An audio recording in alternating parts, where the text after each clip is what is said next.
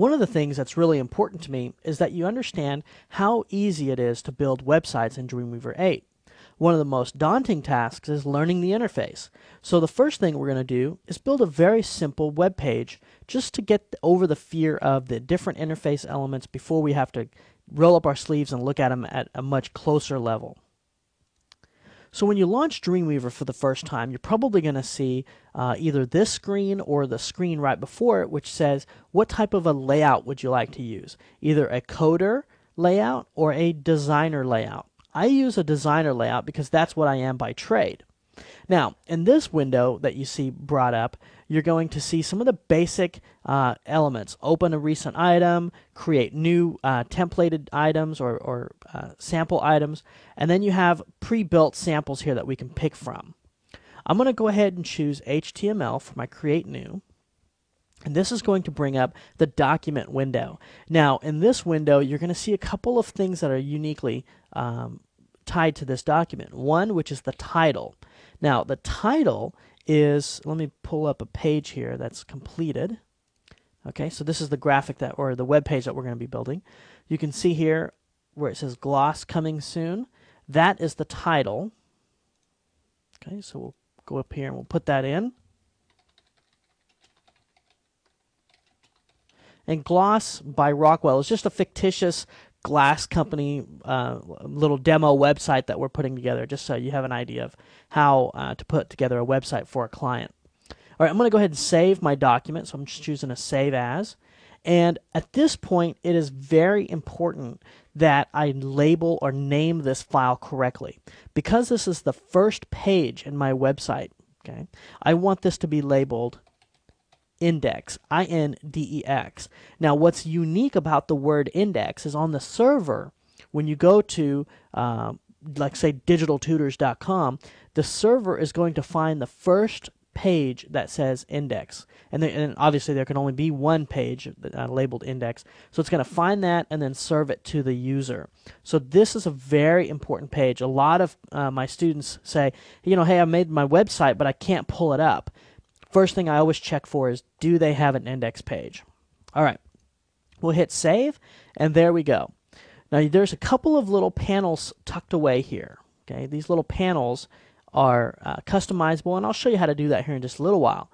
So you can access your files, CSS, all these different attributes from here. Down here are the property attributes, so how you adjust your properties are down here. Now, there is a shortcut to hiding all of these panels. This right here is called your Insert panel. Okay, to hide them, hit F4 on your keyboard, and it will tuck them all away. We're going to be doing this quite a bit because we're going to need the space to work, and so I can show you the whole page at certain times. All right, now that I have this file saved, let's take a look at adding some elements. All right, I have actually in your data files folder, there's a completed folder. This folder houses all of the files for the website that we're going to build here in just a second. All right, and there's a lesson folder, lesson files. So it says first website project. We'll go ahead and open that. And there's a couple of graphics here that we're going to bring in. Now, you'll notice something unique. When I drag and drop a graphic, it's going to bring up this window. Now, if you're not building a website that's going to be used by somebody who may need an accessible screen reader, then you can turn this window off. I'm going to actually use these settings just because it's a good habit to get into. So this is the gloss logo. There we go. And I'm going to hit enter. And I'm going to drag and drop the main image right here. So that's going to be the main image. There we go. And as you can see, they're stacked wrong, so I'm going to just drag and drop this top image down. And it's very user-friendly. You can pick things up, move things around. All right, at this point, I'd like to see these centered. And you can do this two different ways. You can either use a property here. So right here, it says Align Center. So I have my graphic selected. I click that once, and you can see it centered right over. Okay. I can also type it in. I could use code to type it in. And the code is align equals quotes center quotes. So an easy way to do this is I'll select this image, then I'll hit code up here. And now that switches me to my code view. Okay, and right here where it says P, right there, I'm going to modify that HTML tag. Okay, that's called an HTML tag. I'm going to modify that. So what I'll do is I'll come up here and watch what happens. The minute I hit space, it figures out, oh, maybe you want to add some code. So I can hit A for a line, and you notice it automatically highlighted it. Now I can do one of two things. I can double click that, okay, or I could have just hit enter. Align, how do I want to align it? Center. There you go. Now watch, when I go back to my design view, it's centered as well. All right, let's now go ahead and add a little bit of text. So I'll hit enter, and we'll say for more.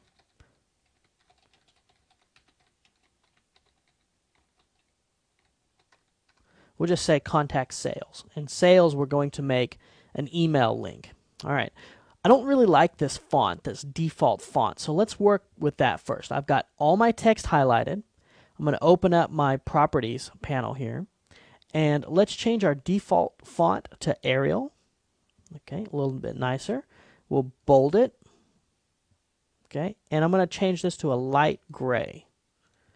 And you'll see why here in just a second. All right, now I want to take my sales here and turn that into an email link.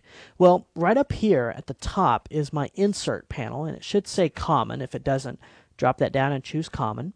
And the second option right here is an email link. It looks like a little envelope. We'll activate that, and we'll go in here and we'll just say sales at DT. Okay, and that's just a fictitious website. So we'll just hit OK. And at this point, it made it blue. So the next step that we're going to do is adjust all of our link colors, as well as adjust the background color. So we'll go over here to page properties. Okay. Now, if you have something selected, you can't go to your page properties. Okay. If you have nothing selected, you can go to your page properties. You can also go up here to modify page properties, whichever is easier for you. All right. With my page properties selected, I'm going to go to this background color. We'll drop this down and we're going to choose black. Hit apply, and you can see our page got updated. I'm also going to go to links, and where it says links color, I'm going to choose one of these oranges over here, and we'll hit apply, and you can see that now has been updated to orange. We'll say OK, and believe it or not, you've built your first website or your first web page. Let's preview this. We'll hit the little world icon right here, and we'll preview it in Internet Explorer. And we'll say, yes, let's save. And there we go. Here is our simple one-page website that we've built. Now, this is not live on the Internet. We're going to do that next. We're going to set up our site and get connected to the Internet and show you how that whole process works. But as far as building a very simple web page, here you go. It's that easy to do. Now let's get into some of the more intricate elements of Dreamweaver.